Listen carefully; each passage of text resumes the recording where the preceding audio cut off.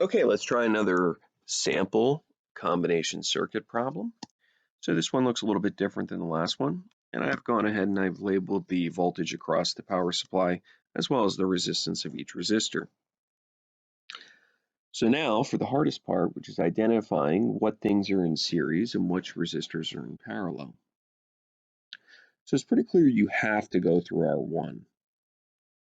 It's pretty clear that you have choice about going through R2 or R3 or this last path, which includes R4 and R5. But if you go through resistor 4, do you have to go through resistor 5? The answer is yes. And if we don't have choice, so if I go through resistor, I don't have a choice, I have to go through resistor 5, that means resistor 4 and resistor 5 are in series. So I'm going to isolate them as a series circuit. So I'm going to construct a green box around them.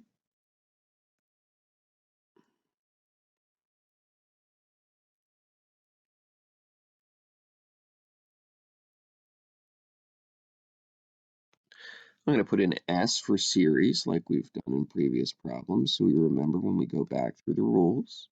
And I'm going to put V, I, and R.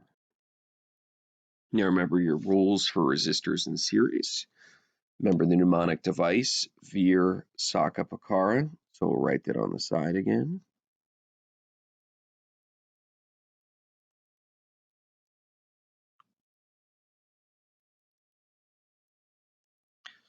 And that'll help you keep your rules straight. So we're looking for resistance in series. We can see that they add. So let's just go ahead and add 8 plus 16. And we can see that it is 24. So I'll put that here at 24.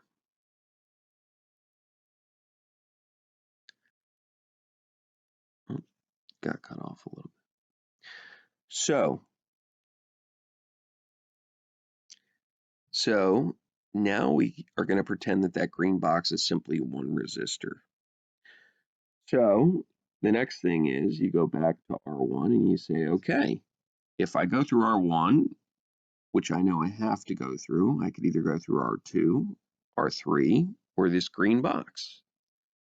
So I have three choices there. That means that those three resistors, R2, R3, and the green box, are in parallel. So let's construct a box around those to indicate that they are in parallel. And so they are a parallel circuit. We're going to put a P up here to indicate that. And we're also going to put V, I, and R. So I have a 12 ohm resistor, an 8 ohm resistor, and a 24 ohm resistor in series because we're treating R4 and R5 as though they're one resistor. And so the rules for resistors in parallel is that reciprocals add. So let's go ahead and add the reciprocals. So we're adding 12 to the negative 1 plus 8 to the negative 1 plus 24 to the negative 1. We press enter. We get 0.25. And then, of course, we have to take the reciprocal of that, which is going to give us 4 ohms.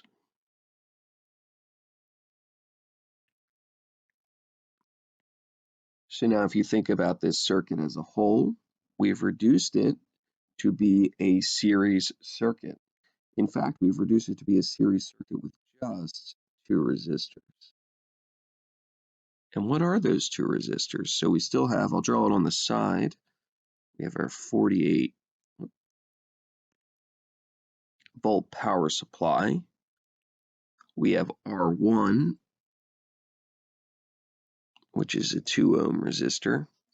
And then we have the green box, which is we have the purple box, which is a 4 ohm resistor.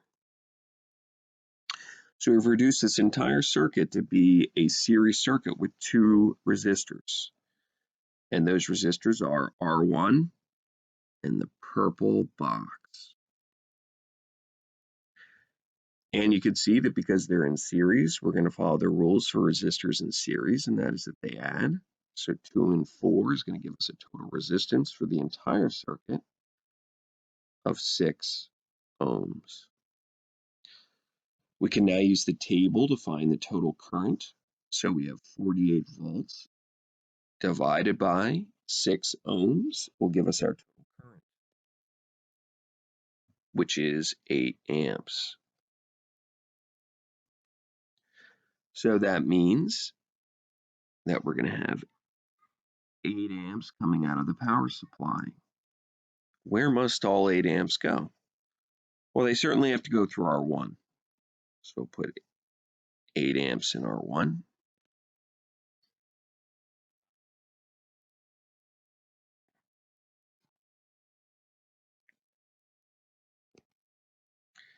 They must also go through the purple box. So I'm going to put in 8 amps here as well.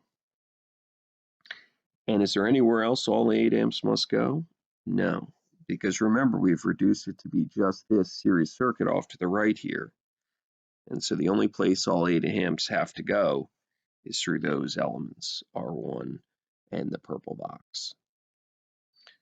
And so it's like a puzzle.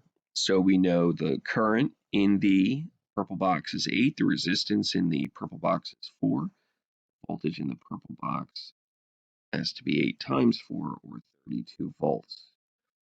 The purple box was what kind of circuit? It was a parallel circuit. Well, in a parallel circuit, what's constant? So go to your Veer-Sakopekara chart. In parallel, your constant is voltage. So everything that was in parallel, R2, R3, and the green box all have to get 32 volts.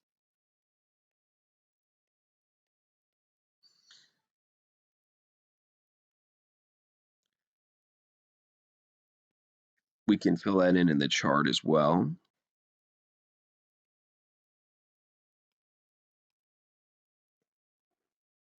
And now what's the next piece of the puzzle? Looking inside that green box, you know voltage, you know resistance, so you can simply do 32 divided by 24 to get your current, which is 1.33. Repeating. So we'll fill that in the green box there. The green box was covering a what kind of circuit?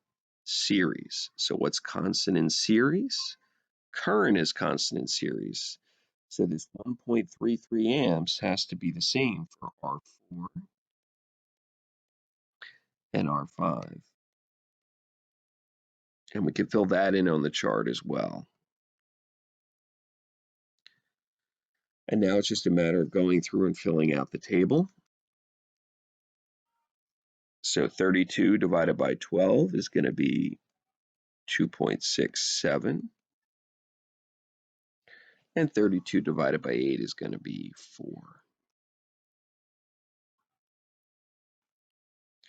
So you can see we now have something in either the voltage column or the current column. And so we should be able to go through and complete the table. So let's go ahead and do that. 2 times 8 is going to be 16. 16 times 1.33 is going to be 21.28.